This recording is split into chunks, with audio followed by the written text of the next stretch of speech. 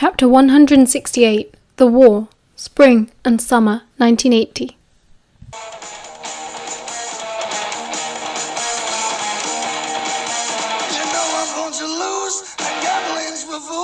But that's the way I like it, baby. I don't want to live forever. And don't forget the joker.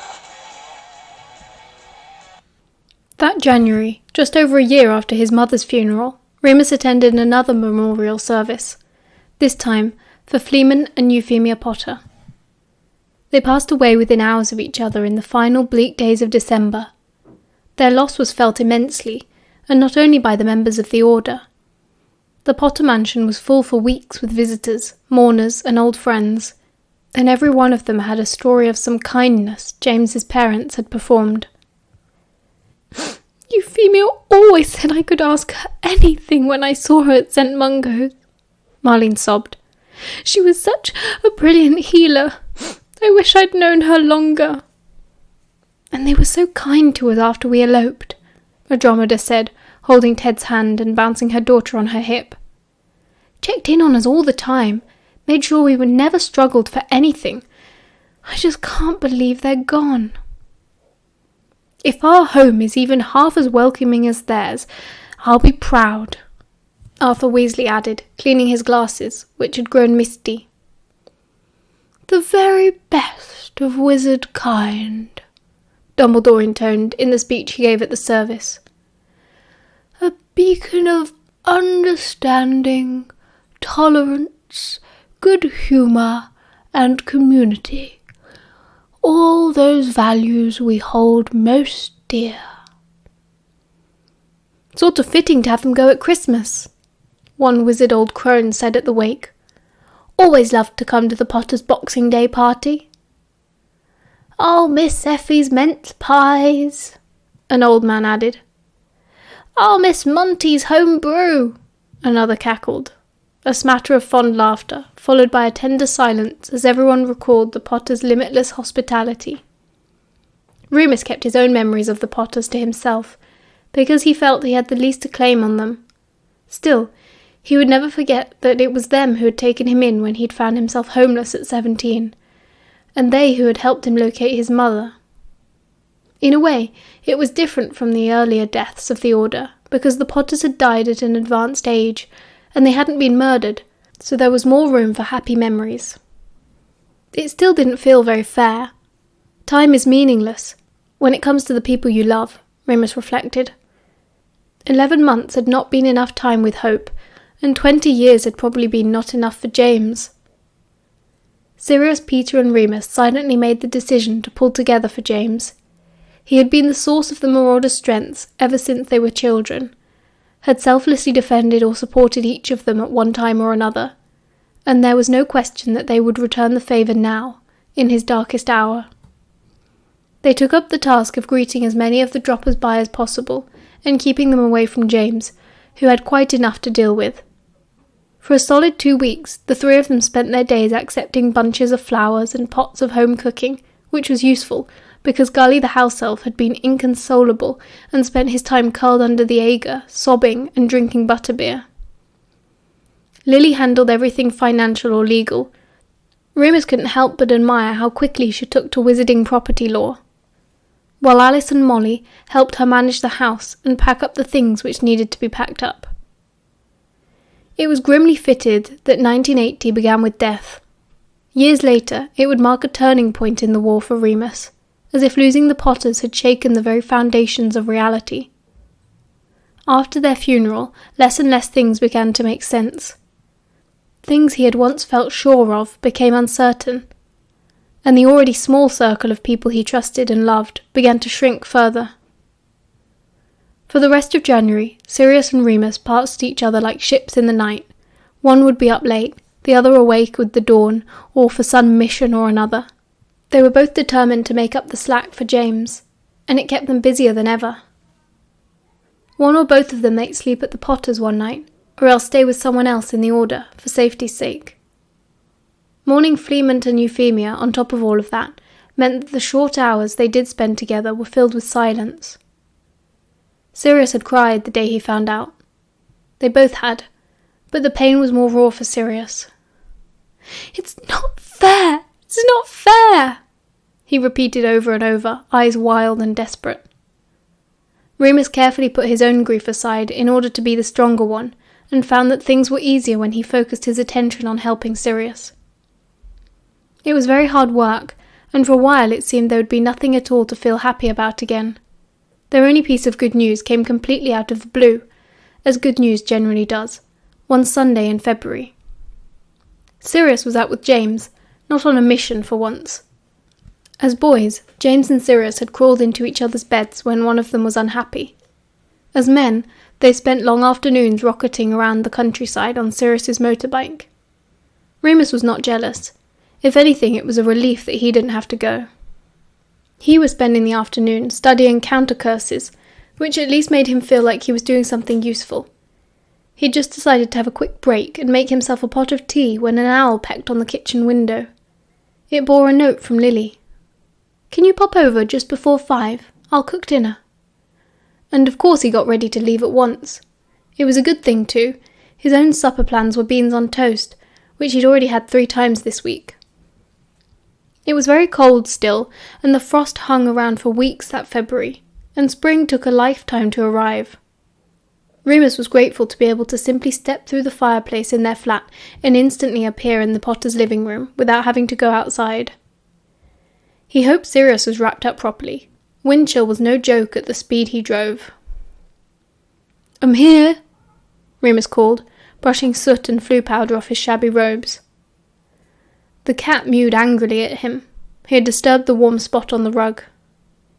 "Kitchen!" Lily called back. Remus wandered through. The house felt empty, and had for weeks now, but the kitchen was as warm and comforting as it had ever been.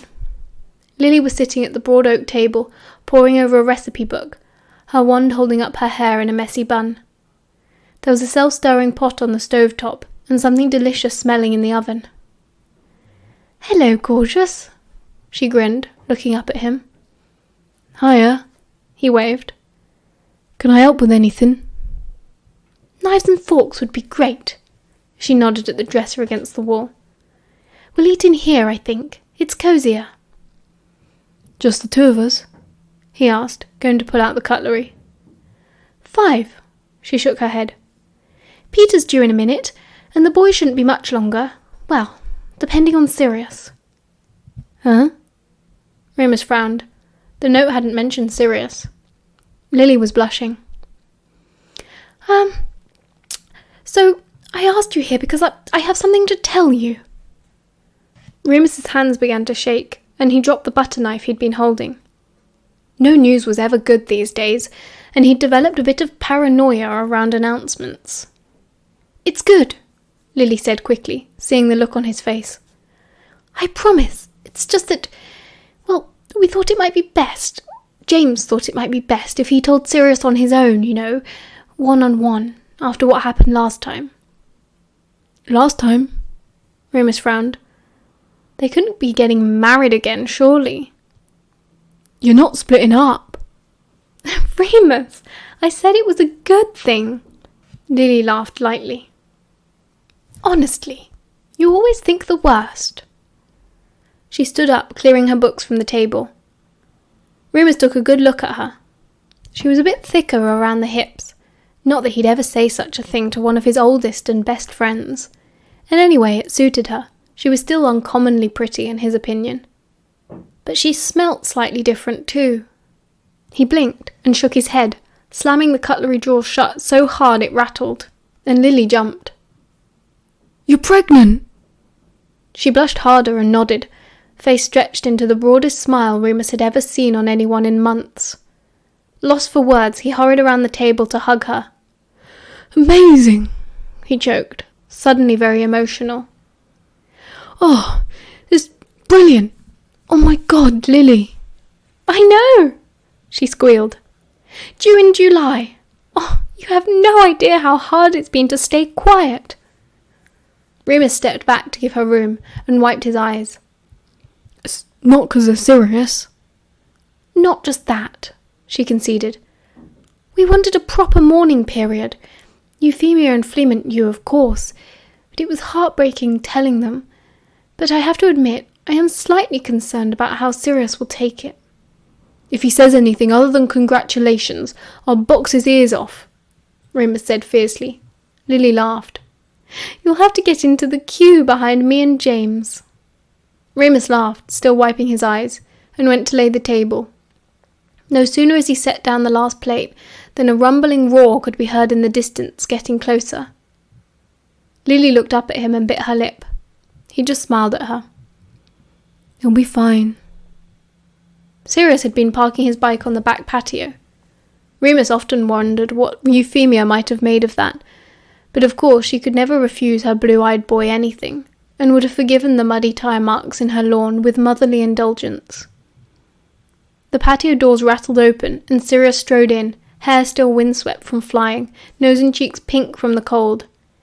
He was smiling so wide that Remus's heart skipped a beat, and he felt that old schoolboy crush resurface in him. Mrs. Prongs! Sirius went straight for Lily, arms wide, and enveloped her, kissing her on top of her head. Bloody brilliant! Remus sighed with relief and went to shake hands with James, who'd come in behind Sirius, hair and scarf flying, wind-burnt face glowing like a beacon of joy. A kid! Was all Remus could think to say. You're having a fucking kid! James laughed, gripping his hand. Too bloody right, Mooney. Sit down! Sirius pulled out a chair for Lily, ushering her into it.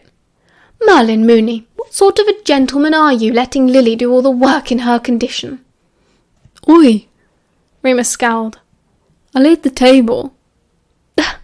Honestly, I'm fine, Lily giggled. But if you boys want to serve dinner, be my guest. Lamb's in the oven. James, it should be done by now. So the three of them bustled around the kitchen, making quite a bit more noise and mess than was probably necessary. Sirius began whistling kooks. James cracked out a bottle of champagne to toast, with butterbeer for Lily. And Remus just grinned until his cheeks hurt, watching his friends be happy together. Then Peter arrived, and it began all over again, their happiness multiplying as they sat down to a perfect family dinner. It was just what everyone needed. How did it even happen? Peter exclaimed, mopping up gravy with his last Yorkshire pudding.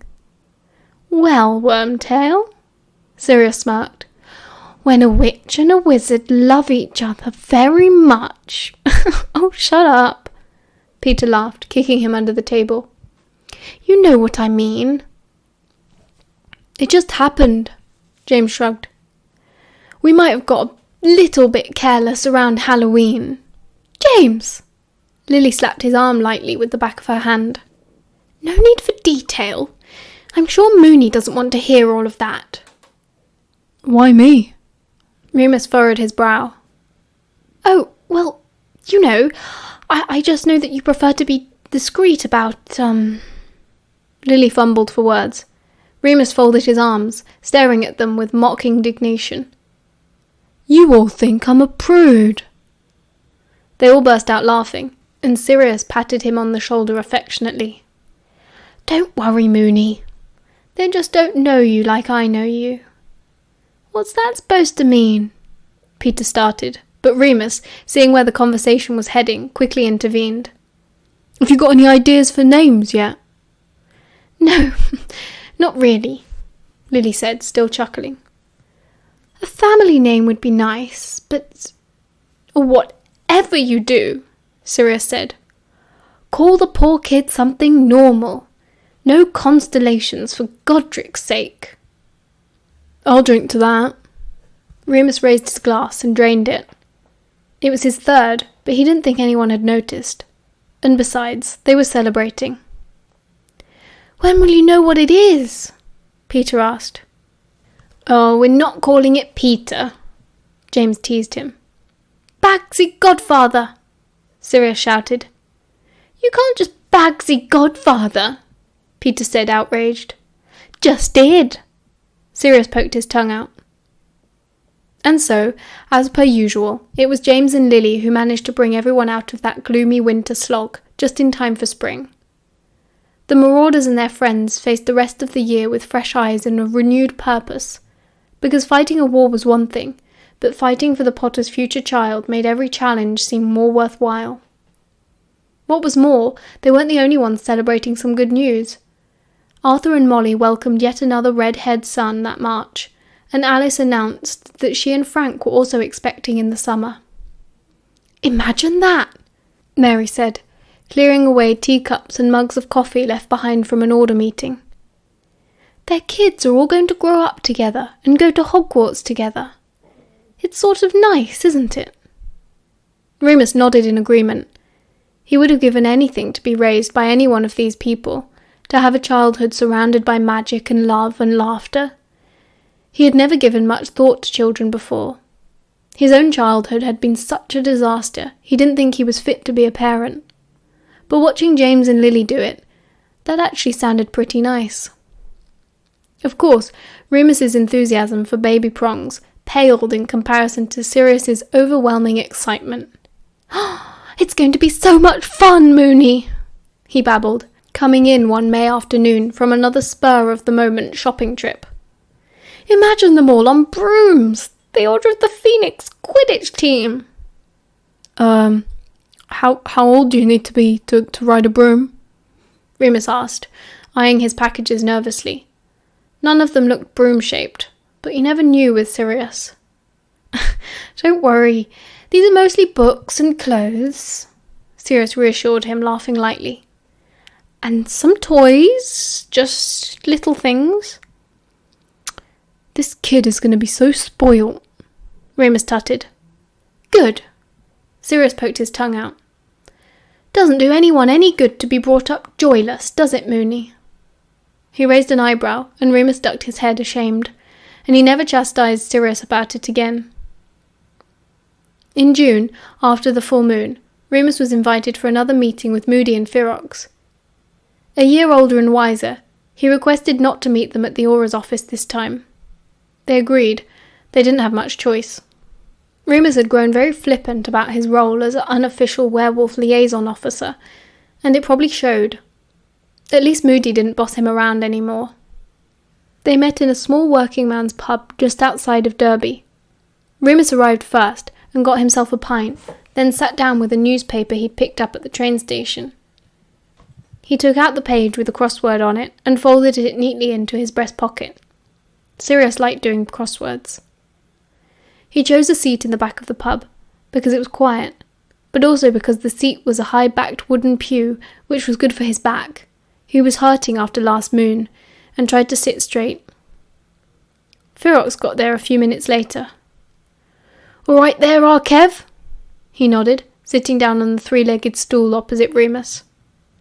They had all received instructions to start using fake names when out on order business, in case anyone listened in. Remus wasn't overly fond of Kevin, but he had to admit it was probably better than his own ridiculous name. When the Marauders first heard about the code names, they'd wanted to use Paul, John, George and Ringo, but Moody told them it was too obvious. "Hello, Norman." Remus nodded at Ferox. "Mr. Thompson won't be long." "Good. Get you a drink?" "Nah, I'm on duty." Remus shrugged and took a glug of his own beer. Ferox watched him with a level expression. "So," his old teacher asked, "how's tricks?" "Oh, you know." Remus shrugged again. "We're all just doing what we can." "Here, you've got busy. Got a knack for security." Yeah. I've been helping out Alice and, Steffi. Oh, sorry." Ferox laughed gruffly at Remus's blunder. Don't worry about it. It's all bollocks anyway. Still, security's a good talent to have, yeah? Something you might fancy doing for the ministry, maybe, after all this is over."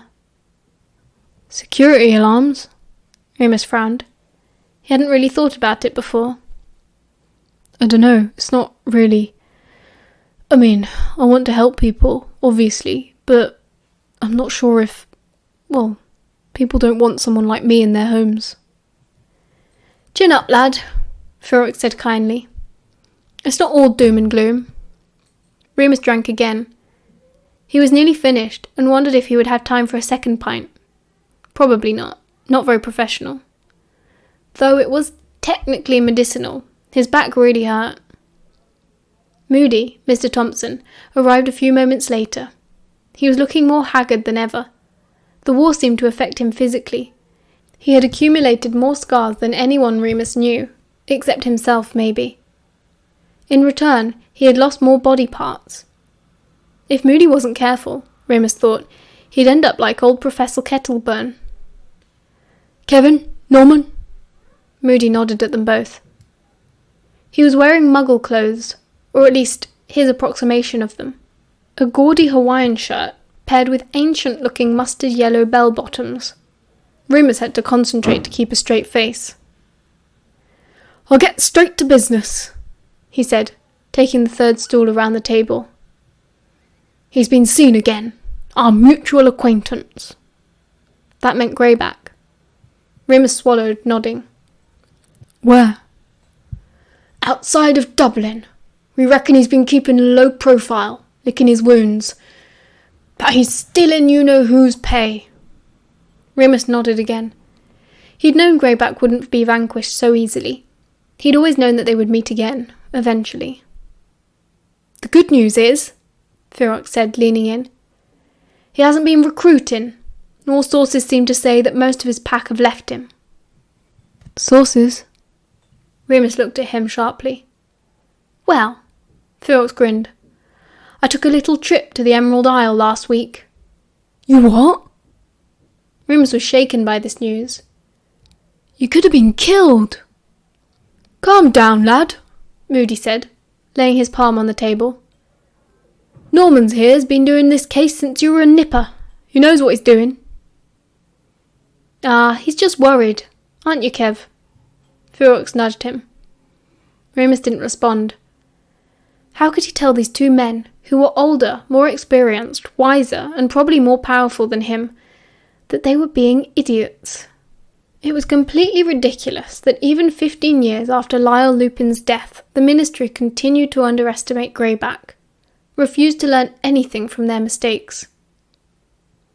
"You should have told me," he said finally. "I could have helped. Advised you, at least." "I didn't go alone, don't worry," Ferox smiled. "I took young Daniel with me. Bugger. I've forgotten it." "Danny?" Remus barked, even more alarmed. "But it was nothing personal," Moody said. "You know more about them than anyone. But after last year, well, you're just too close, too recognisable to the pack.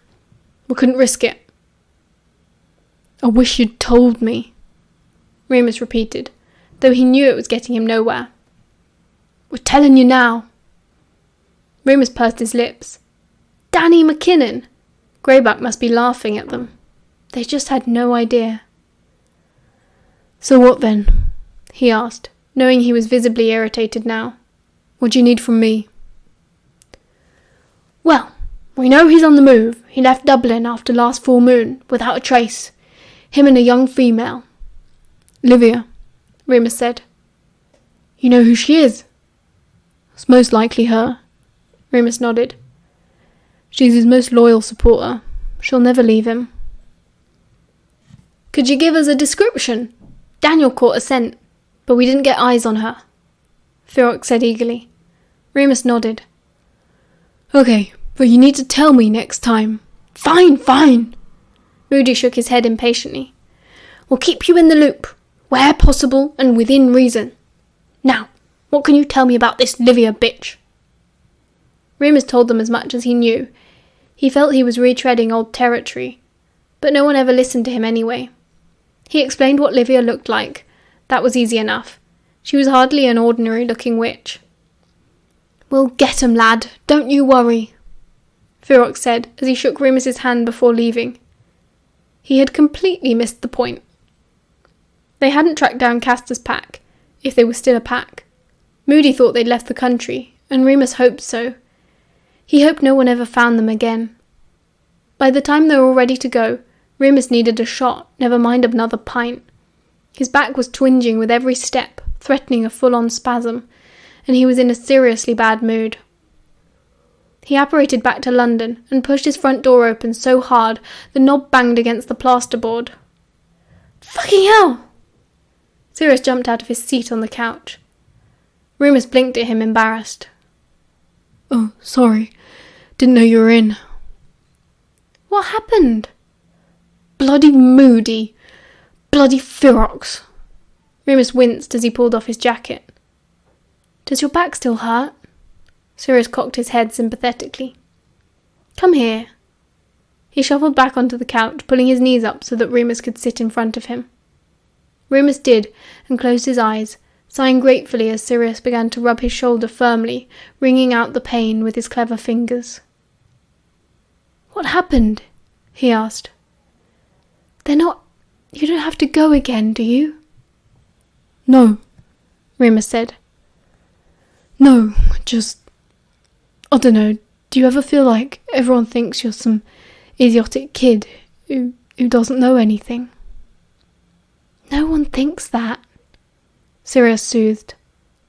"I know you lot don't, but they just don't listen to me. I'll know more about the werewolves than anyone in the Order. I'm Greyback's prodigal son, for fuck's sake." "Don't say that." Sirius suddenly wrapped his arms around Remus's waist, pulling him close and tight, as if he was about to bolt. "If Moody and Ferox keep you away from that monster, then good." Remus leaned into Sirius and didn't say any more. 31st of July, 1980. "Remus, wake up!" Sirius shook him hard. "Oh, piss off," Remus grunted, covering his head with the duvet. "It's the middle of the night." "Who cares? Come on, it's time! Baby Prongs is on his way, or her way, their way." "What?" Remus sat bolt upright in bed. "Fuck! That's the spirit," Sirius cheered. "Get dressed." Remus scrambled out of bed and got dressed so fast he tripped over his trouser leg twice, banging his head on the dresser. "Oh," he grumbled, rubbing his forehead as he joined Sirius in the living room. "Silly sod," Sirius said fondly. "Lucky Marlene will be there." "I have a feeling she'll be busy." Sirius walked to the fireplace, grabbing some flue powder. Just as he was about to throw it down, he gave Remus a funny look, cocking his head. "Mooney, your shirt's on inside out." "Potter Manor." And with a blaze of green flame, he was gone. Remus looked down at his shirt. The buttons were on the inside. Damn. Oh well, he was too sleepy and too jittery to sort it out now. He took a handful of flue powder and walked into the fireplace. He stepped out into the Potters' living room, which currently resembled a train station waiting room. Gully came scuttling through, arms piled high with blankets, and Mary, Peter, Sirius, and Arthur Weasley were standing about talking. "Remus!" Mary gave him a quick hug. "Your shirt's inside out," she said, smoothing a hand over his chest. "Any news?" he asked. "James sent a Patronus for Marlene about 2 hours ago. She was staying at mine to be closer to St. Mungo's, so I came too. They've been upstairs ever since. I asked if there was anything I could do, but you know what Miles is like when she's got a job to do." "James is up there too." Remus glanced at the ceiling nervously. He'd never say so, but he had an absolute horror of childbirth. He wasn't 100% sure what it involved, other than a lot of screaming, and probably blood too. "Do you think they need anything?" Sirius said, wandering towards the stairs. "Miss McKinnon will have it all under control," Arthur said cheerfully. "James won't be doing anything more useful than holding Lily's hand, I promise you. Sit down, lads. I'm afraid we're all in for a very long wait." They all did, quietly. There was a funny atmosphere. No one except Arthur had ever experienced this sort of worry before, and Remus was very glad he was there. Mary got up and drew the curtains back. It was the peak of summer, and the sun was already full in the sky, birds singing and the Muggle milkman whistling as he made his rounds. "Tea, anyone?" Remus said, feeling the need to do something useful. He eyed Peter, who was leaning on his elbow, head nodding. Or coffee, maybe. Good man, Mooney. Sirius nodded. I'll help. In the kitchen, they found that Gully had already laid out things for tea and set some water to boil in the big copper kettle on the hob, so Remus and Sirius needed only to bother with the coffee. They did this quietly, though Remus caught Sirius's eye once or twice and couldn't help but smile at the boyish excitement he saw there. Just as they were about to bring the trays through to the living room, a door upstairs slammed open and footsteps could be heard on the landing. Padfoot! James's voice. Prongs! Sirius ran through the hallway, leaning over the stair banister and staring upwards. Remus hurried to join him, and Peter was not far behind. James peered down at them, red-faced, misty eyes, and beaming. It's a boy! Harry. That was the name they'd decided on, according to Marlene, who came down to gratefully accept a cup of tea and sank slowly into the couch. She had dark rings under her eyes, but smiled at everyone anyway. Lightning-fast delivery, she murmured, sipping the milky brew slowly. 20 minutes active labour. Maybe he'll be a chaser, like James, Peter said eagerly. Is Lily okay? Mary asked. Marlene nodded. Oh, of course she is. Nothing stops Evans. I'll be off then, Arthur said, standing up and fastening his threadbare cloak. I've been away from Molly and the boys too long already. I'll let Dumbledore know the good news, of course. They all said goodbye. Once he'd gone, Sirius went to the stairs again to look up. Sirius, love, Marlene called sharply. Give them a bit of a time alone. Family time, yeah?